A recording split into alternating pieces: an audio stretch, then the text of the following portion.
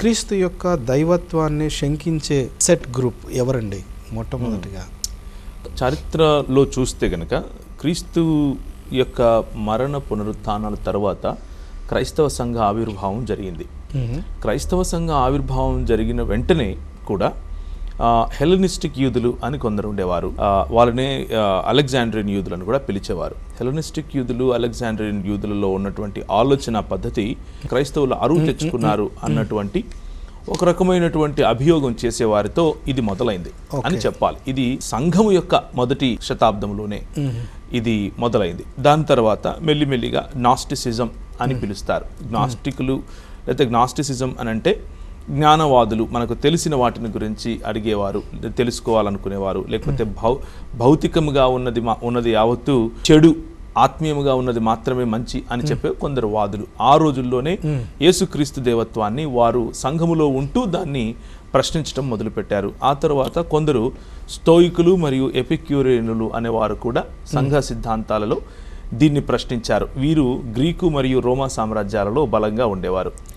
ఇలా చూసుకుంటూ పోతే అందరికంటే ముందుగా ఎవరైతే యూదులు మెస్సియా కోసం వేచి చూస్తూ ఉన్నారో అలాంటి యూదులందరూ కూడా యేసుక్రీస్తు లేఖనాధారముగా ఈయనే నిజముగా క్రీస్తు అయి ఉన్నాడు, క్రీస్తు అన్న ఈయన నిజముగా దేవుడై ఉన్నాడు అన్న విషయాన్ని ఒప్పుకున్నవారు కొందరు ఉంటే, అసలు దేవునిలో క్రీస్తుకు దేవత్వము ఆపాదించటం ఏమిటి, క్రీస్తు ఈ లోకానికి మనుషుడిగా రావటం ఏమిటి అన్నటువంటి ఆలోచన కలిగిన యూదులు కూడా కొంతమంది ఉన్నారు. అలాంటి వారు కూడా యేసుక్రీస్తు దేవత్వాన్ని ప్రశ్నించారు.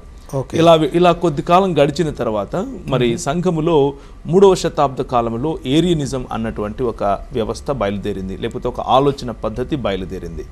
ఇందులో ఏరియనిజం అన్నటువంటి వారు యేసుక్రీస్తు చిన్న దేవుడు అన్నటువంటి ఆలోచనను తీసుకుని వచ్చారు. తండ్రికి సమానమైనటువంటి దేవుడు కాదు, కానీ ఆయన దేవత్వమును కలిగి ఉన్నాడు, తరువాత దేవత్వము ఆపాదించబడిన వాడు అన్నటువంటి ఆలోచనలో కూడా మెల్లిమెల్లిగా అదే సంఘము నెస్టోరియన్ సంఘముగా కూడా మెల్లిమెల్లిగా అభివృద్ధి చెందింది అని చెప్పాలి. ఇది 3 నుంచి 6 శతాబ్దాల లోపు జరిగినటువంటి పరిణామం. ఆ పరిణామంలో సెంట్రల్ ఏషియా ప్రాంతం అంటే ఇప్పుడున్నటువంటి కజాఖ్స్తాన్ నుంచి ఆఫ్ఘనిస్తాన్ ప్రాంతము, అలాగే దానికి పైన ఉన్నటువంటి ఇరాన్ మరియు ఇరాక్ ప్రాంతాల వరకు కూడా విస్తరించినటువంటి ఈ నెస్టోరియన్ సంఘాలు సార్వత్రిక క్రైస్తవ సంఘం నుంచి కొంచెము వేరుగా ఆలోచించడం కారణంగా అప్పటికే ప్రబలంగా ఉన్నటువంటి ఏకేశ్వరవాదములో యేసుక్రీస్తు దేవుడెలా అన్నటువంటి ప్రశ్నలు ముదిరిపోవడం కారణంగా పుట్టగొడుగుల్లాగా కొందరు ప్రవక్తలుగా పిలుచుకున్న వారు పుట్టుకొచ్చారు. అలా ప్రవక్తలుగా పుట్టుకొచ్చి యేసుక్రీస్తు దేవత్వాన్ని ప్రశ్నించిన వారు కొంతమంది లేవడం జరిగింది.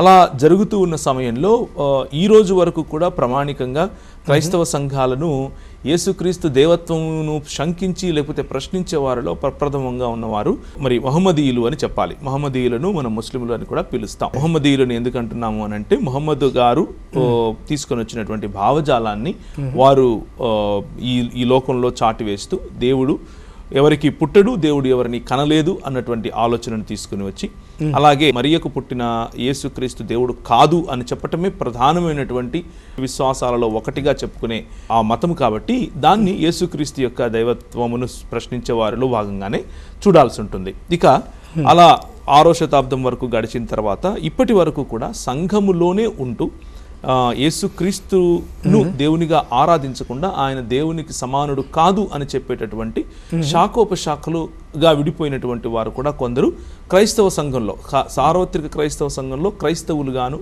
క్రైస్తవ సేవకులుగాను చలామణి అయ్యే వాళ్ళు కూడా ఉన్నారు. కాబట్టి మీ ప్రశ్నకు సమాధానం ఏమిటి అని అంటే, లూకాసు వార్తలో సిమియోను యేసుక్రీస్తు యొక్క జన్మ సమయంలో ఆయనను తీసుకుని దేవాలయానికి వెళ్ళినప్పుడు సిమియోను అనే ఒక ప్రవక్త వేచి చూస్తూ ఉంటాడు.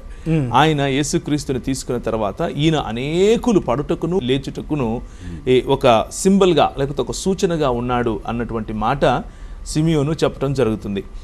ఆ మాటనే ఈరోజు కూడా సంఘములో లేకపోతే సంఘములో ఉన్నాము అని అనుకునే వారిలో యేసుక్రీస్తు సంఘాన్ని నిలువరించగలము అని అనుకునేటువంటి భావజాలాలలో కూడా యేసుక్రీస్తును చూసి అనేకులు పడుటకు తిరిగి లేచుటకు లేకపోతే స్థిరపడటానికి కూడా యేసుక్రీస్తు అన్నటువంటి ఈ వ్యక్తిని అర్థం చేసుకోవటం పైనే వారి విశ్వాస జీవితం ఆధారపడింది అన్నది నిర్వివాదాంశము. ఇది క్రైస్తవ జీవన విధానానికి పునాది అయి ఉన్నది. క్రైస్తవులు అని పిలువబడాలి అని అంటే యేసుక్రీస్తును దేవునిగాను, రక్షకునిగాను, రాజుగాను, తండ్రికి సమానుడైనటువంటి దేవునిగాను, సృష్టికర్తగాను అంగీకరించక తప్పదు అనే చెప్పాలి.